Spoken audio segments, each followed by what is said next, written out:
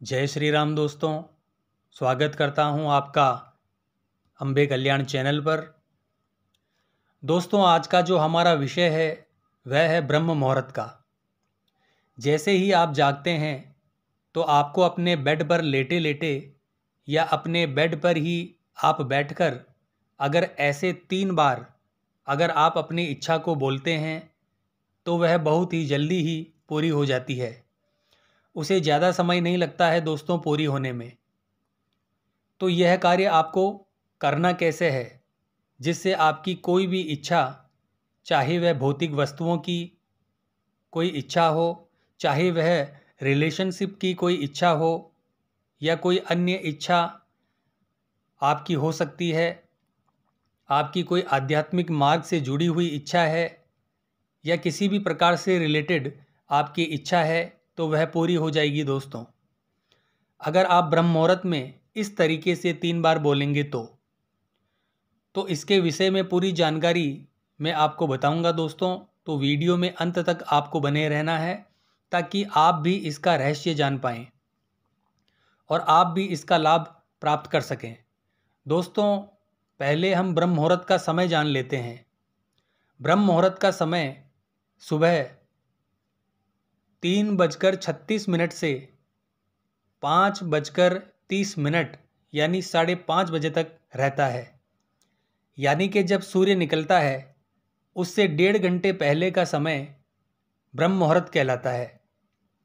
उस समय आपको बैठकर यह कार्य करना है जो हम आपको बताएंगे। दोस्तों, हर व्यक्ति के जीवन में किसी न किसी चीज़ की कमी रहती है, कोई न कोई परेशानी हमेशा व्यक्ति को किसी न किसी प्रकार की रहती है। किसी को नौकरी की, किसी को शादी की, किसी को पढ़ाई की, किसी को रिलेशनशिप की, किसी को पैसे की। बहुत सी ऐसी परेशानियां हैं जो व्यक्ति को रहती है दोस्तों।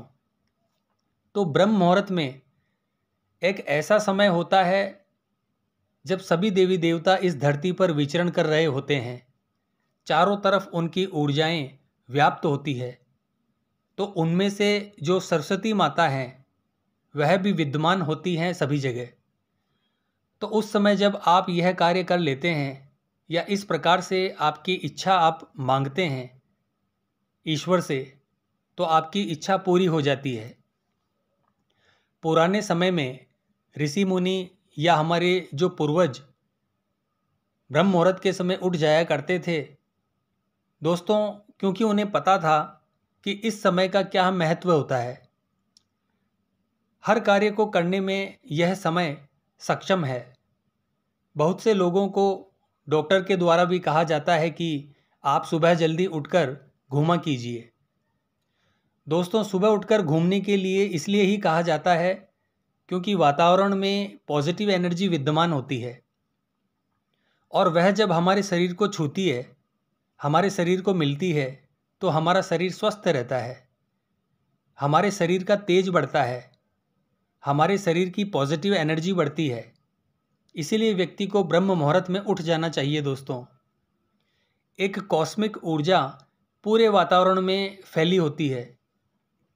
तो जब इस कॉस्मिक ऊर्जा को हम हमारे शरीर के भीतर लेते हैं तो बहुत सी बीमारियां ऑटोमेटिक ही ख़त्म हो जाती है हमारे शरीर की।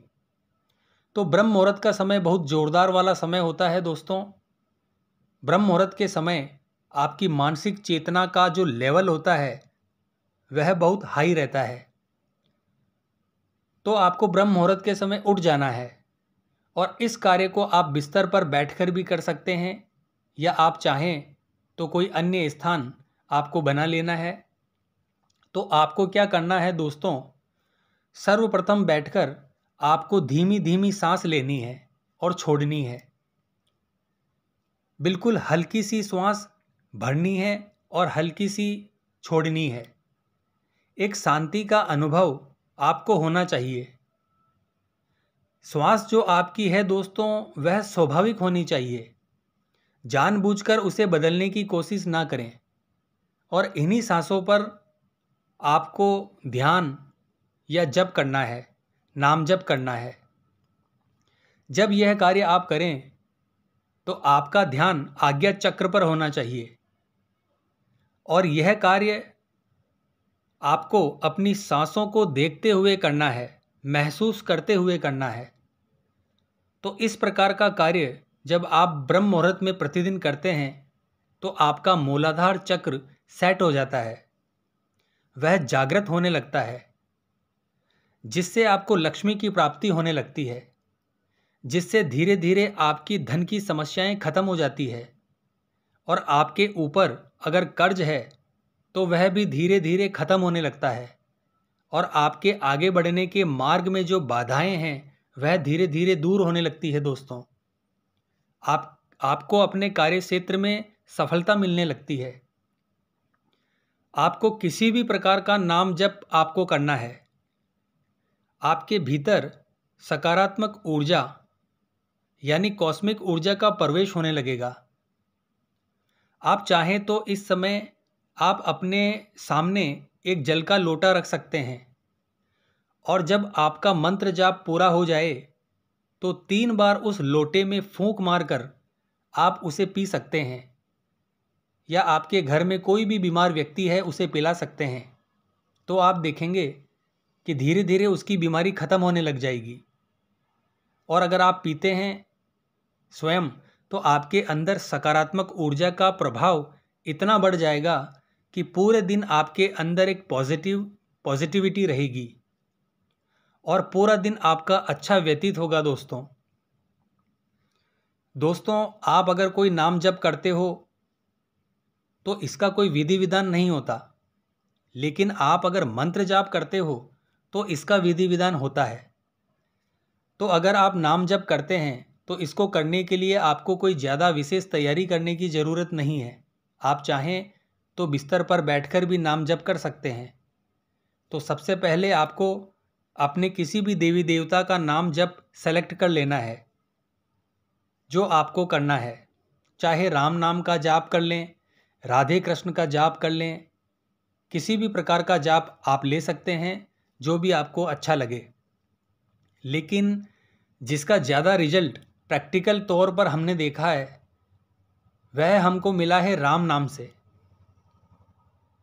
राम नाम का तो सबसे पहले हमें 15-20 मिनट तक नाम जप करके आपको उस एनर्जी को अपने पास लाना है, अपने भीतर लाना है, उसको महसूस करना है, उसमें एक हो जाना है। आपको सांस लेते हुए भी राम नाम बोलना है और सांस को छोड़ते हुए भी राम नाम बोलना है। ध्यान रखें दोस्तों इस चीज़ को। दोस्तों, आपका जप आपकी अपनी सांसों के साथ चलना चाहिए, इस विधि का आपको ध्यान रखना है। और 15-20 मिनट के बाद आपको जो भी आपकी इच्छा है, जो भी आपकी मनोकामना है, उसको 3 बार संपूर्ण विश्वास के साथ बोलना है। यानी अपने प्रभु के चरणों में आपको 3 बार अरदास लगानी है उस कार्य की जो कार्य आप करना चाहते हैं। तो कुछ ही दिनों में आप देखेंगे दोस्तों कि वह इच्छा आपकी पूरी हो जाएगी, वह कार्य आपका पूरा हो जाएगा। यकीन मानिए दोस्तों, क्योंकि मानो तो मैं गंगा माँ हूँ, ना मानो तो बहता पानी। तो आपको संपूर्ण विश्वास के साथ ऐसा करना है। तो इस प्रकार की विधि को अपनाकर आप अपनी इच्छाओं की पूर्ति कर सकते हैं। दोस्तों, आशा करता हूँ यह जानकारी आपको अच्छी लगी होगी। तो कमेंट बॉक्स में जय श्री राम जरूर लिखिए। मिलते हैं नेक्स्ट वीडियो के माध्यम से। जय माँ अम्बे, जय श्री कल्याण।